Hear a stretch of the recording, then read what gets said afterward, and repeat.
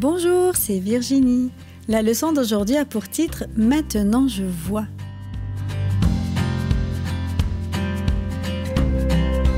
Le verset à mémoriser se trouve dans Actes 9, verset 15. « Cet homme est pour moi un instrument de choix. » Imagine que tu es aveugle.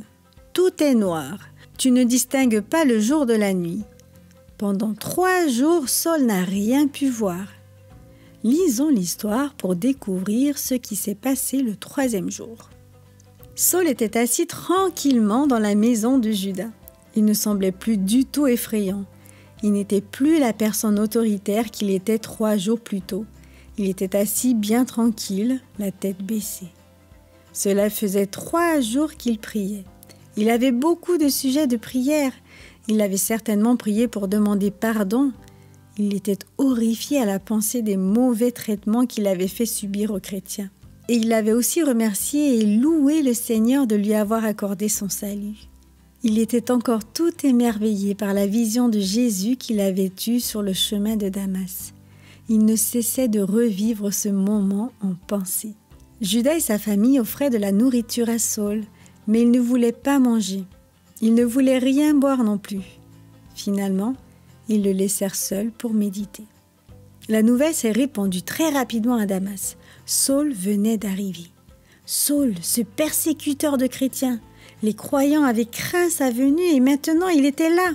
Mais on disait aussi qu'il restait assis dans la maison de Juda. Il semblait qu'il était devenu aveugle. On disait qu'il avait été conduit dans la ville comme un enfant. Il s'était passé certainement quelque chose, mais quoi? Personne n'en savait rien.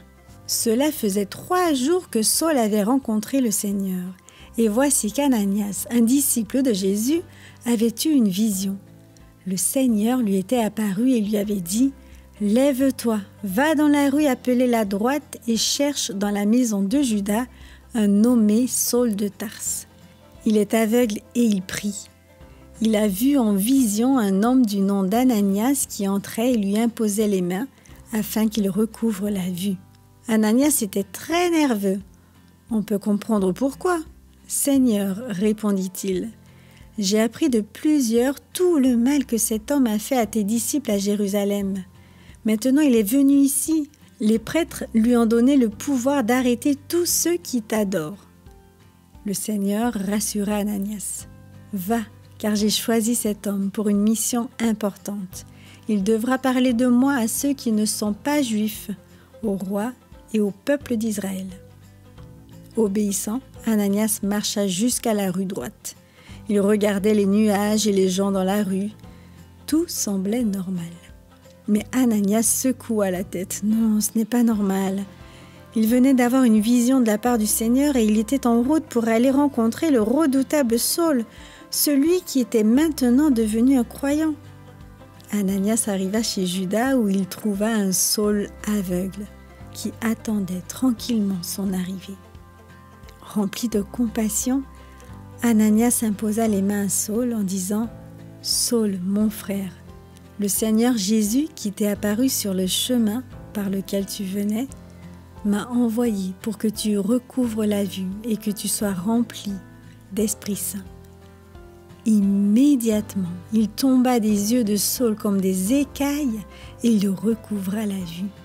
Il demanda à être baptisé tout de suite, sans même attendre de manger ou de boire. Oui, Dieu avait appelé Saul et il avait appelé Ananias aussi. Ils allaient tous les deux servir le Seigneur jusqu'à leur dernier jour.